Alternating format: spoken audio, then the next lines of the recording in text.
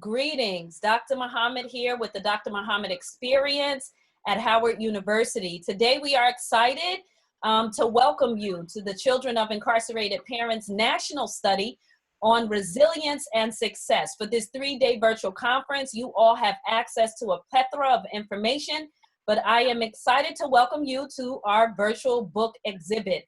I hope you all have had an opportunity to view all of the videos from our authors who are directly impacted, as well as had an opportunity to explore their books and most importantly, to purchase.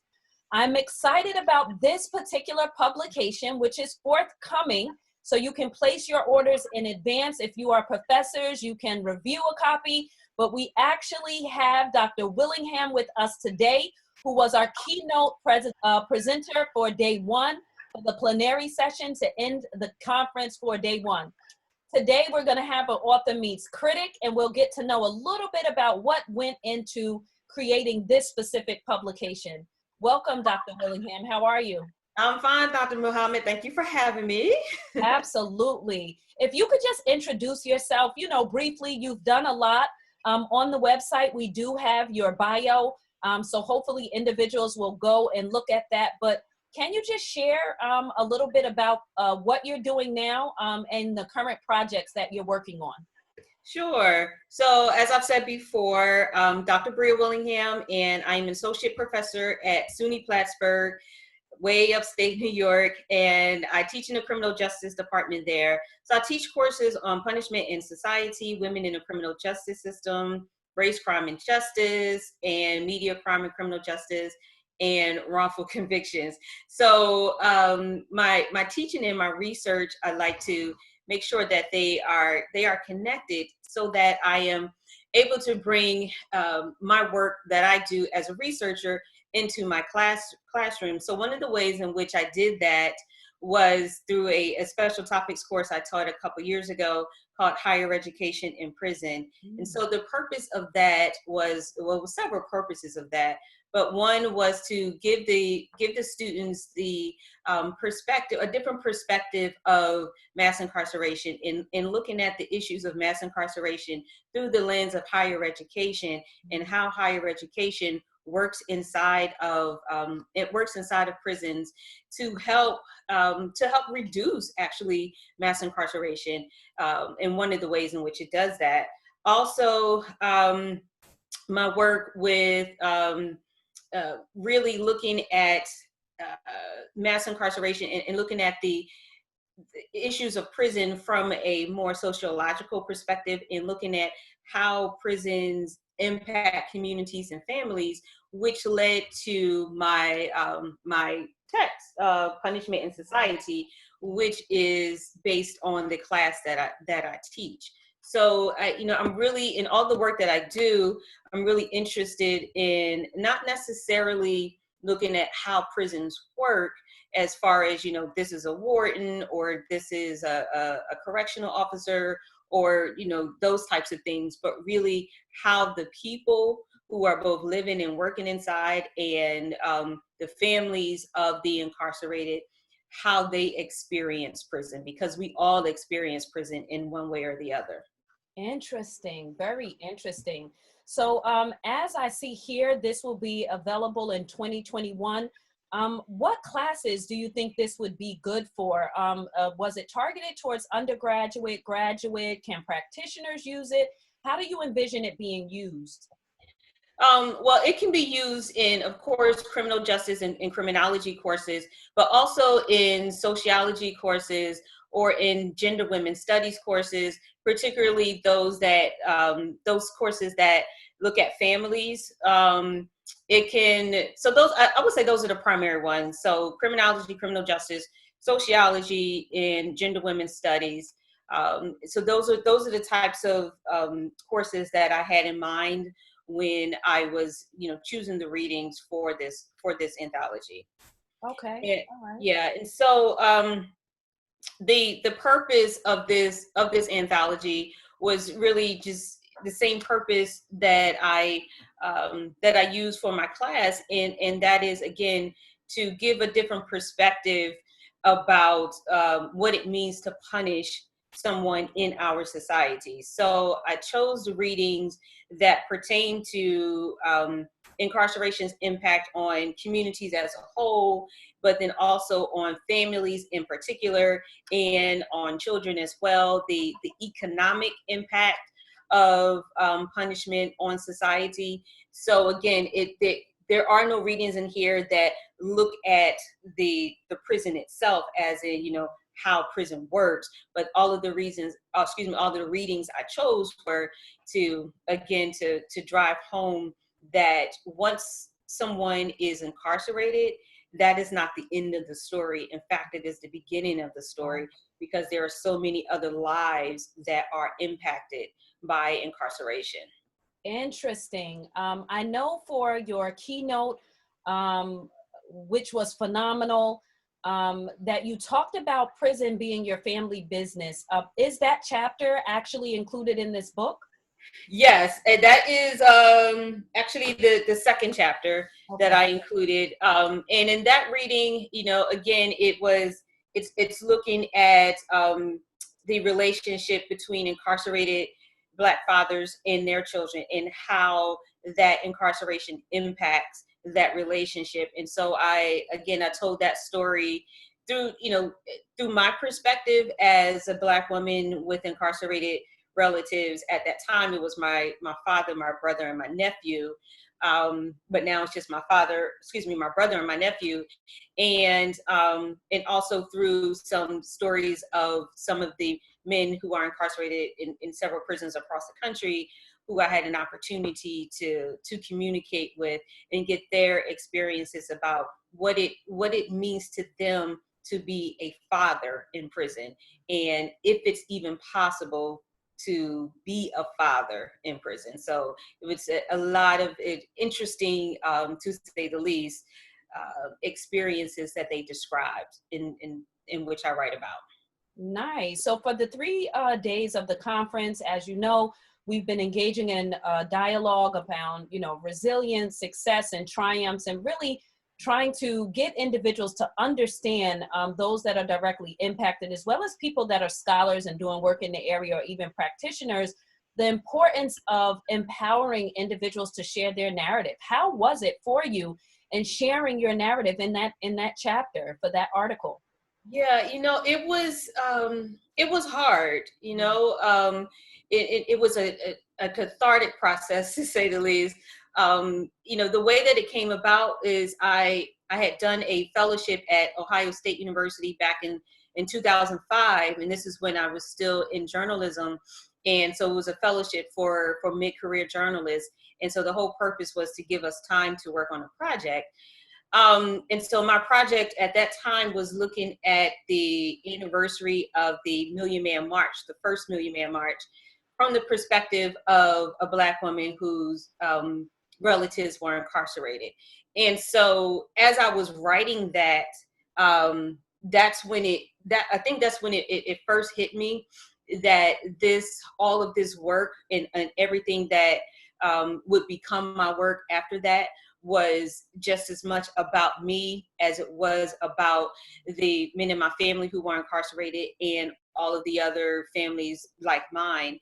And so it was after that that essay ran in USA Today that the Prison is My Family business piece was born, because I was getting a ton of letters from men who are incarcerated saying, yo, I read your piece and it broke my heart, because I'm a father and I haven't seen my kids in X amount of years, or I'm trying hard to, have a relationship with my kids. And so from all of those letters came what ultimately became this chapter in this text. And so, from that process, from the moment that I wrote that first essay, and really all through my academic career, first as a PhD student and now as a professor and researcher, I've had to come to terms with gradually over the years that there is absolutely no way for me to do the work without acknowledging my positionality in it. I could no longer deny that I am and not that I was denying it before, but, being trained as a journalist, you're trained to be objective and to keep yourself out of the story. Whereas as I learned with academic research, it is acceptable to do that, though I know some people would argue against it, but it is acceptable to do that, and it is even more critical to do it in order for me to proceed with the work in a way that that I can do it justice. Because if I were to continue to deny my experience with having all of these men in my life in prison, then I would not be authentic and or true to the work, right?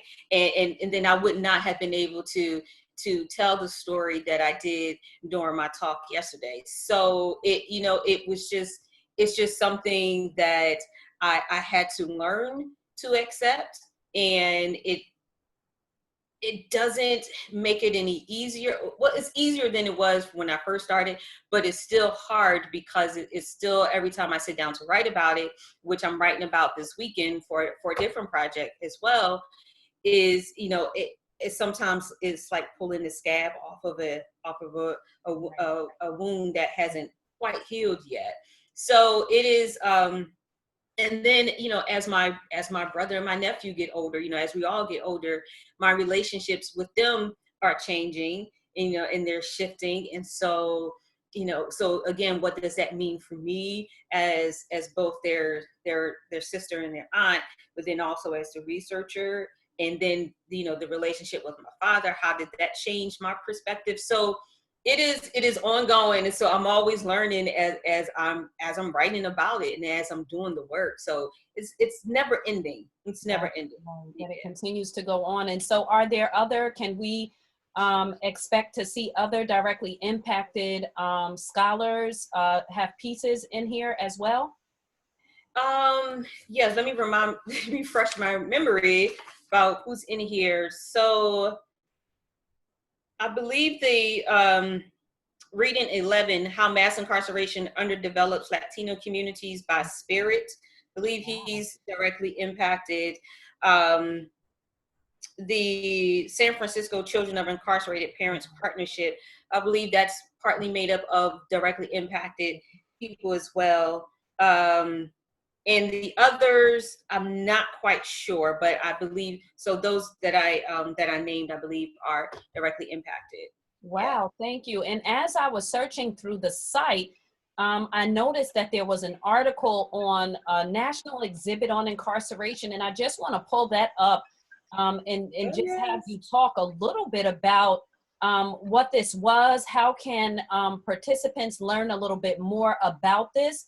The article is amazing, and congratulations on that. Oh, thank you. So so this was the higher education and prison special topics course that I taught as part of the States of Incarceration project that SUNY Plattsburgh is a partner of. And I'm always proud to say that we are the only SUNY campus out of all 64 campuses to be a part of this national project. And so this project came about actually for me, I believe it was in 2017 when I was approached by the woman who was in charge of our now defunct, unfortunately, community engagement office. And she said, this project, States of Incarceration, they want to work with us.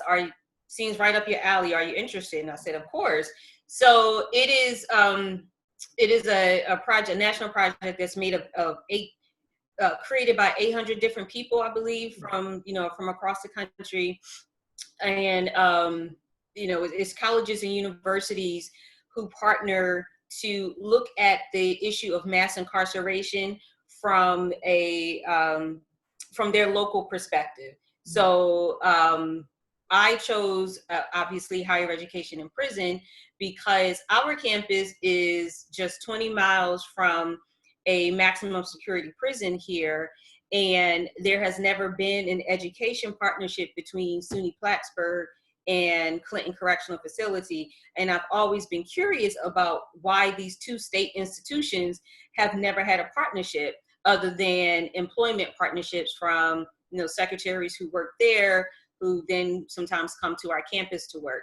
So so that was my, so that was my motivation. That was the project that we did. And so the students who took this course, the course was project driven, obviously. And so everything that that we did was for our project. And so our project culminated in a display panel that becomes part of the Traveling National Exhibition. And so it was just here January to March. So we had it from the end of January until March 13th, actually right before we were all quarantined. And so the students had to come up with the research question. They had to do all of the research. They had to write the abstract that you will see on the panel. And so the question that they came up with was, and hopefully I can remember it, but I think it's in the story. But how can higher education in prison redefine mass incarceration in the North Country? I think that's what it was. It seems like it was so far ago. So they called it Cuffs to Classroom. That was the title of it. And so I had about a dozen different guest speakers come in, mostly via Skype because they were from across the country, and mostly from New York State though, and who are running college and prison programs. So they talk to the students about the experiences, about their programs, and so on and so forth. And so essentially they had to take a 15-week semester and boil it down to 150 words. And that I think that was the biggest challenge for them. And I said, hey, welcome to academia, right? So so on the display panel is our our research question, the title, and then the abstract, and then I chose the pictures.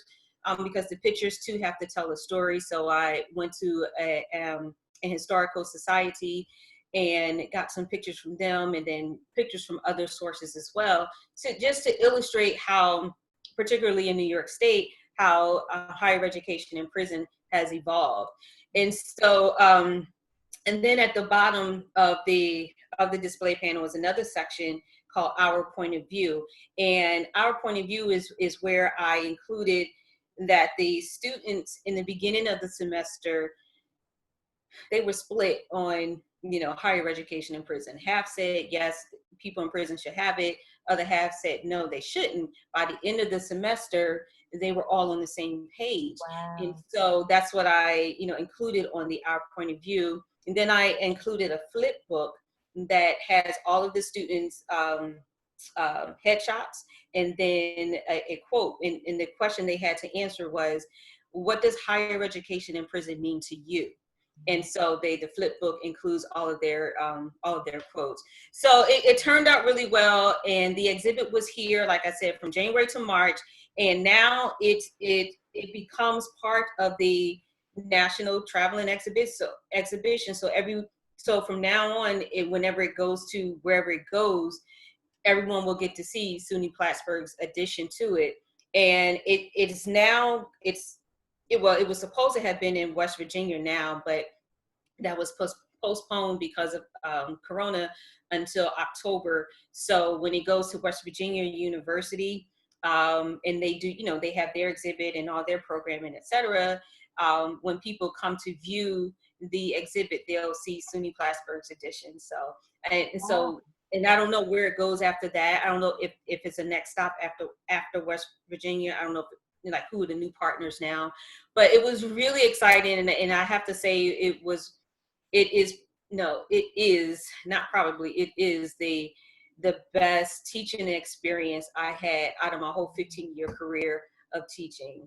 Wow, I should definitely think about bringing it to Howard. Yeah. So you can go to statesofincarceration.org is the website, and you'll see all of the partners' projects. You'll see mine, of course. yeah, so I think it was really, really great. So that was, yeah, that was a defining moment of my academic teaching career. Yes. Yes, congratulations. You are Thank you. definitely a phenomenal, and I've told you this a lot, example, specifically for children of incarcerated parents that struggle with imposter syndrome and they feel that they can't, do anything. You are an example of, an esteemed scholar that's making a major, major difference Well, in the thank world. you. So thank you for that. Thank you for your keynote. Thank you for your involvement in the full conference. If individuals are interested in contacting you, how can they find you? Do you have social media? Can you share those handles or an email? Yeah, I would say that the best way to reach me is on Twitter, and I'm at Dr. B. Willingham. You can always find me on Twitter, as you know. Okay. All right, Dr. Willingham, thank you so much for everything that you do. I And appreciate I'm it. sure that individuals will be reaching out to talk with you Oh, about all that you definitely. shared. Thank you. All right. Have a good day. You too.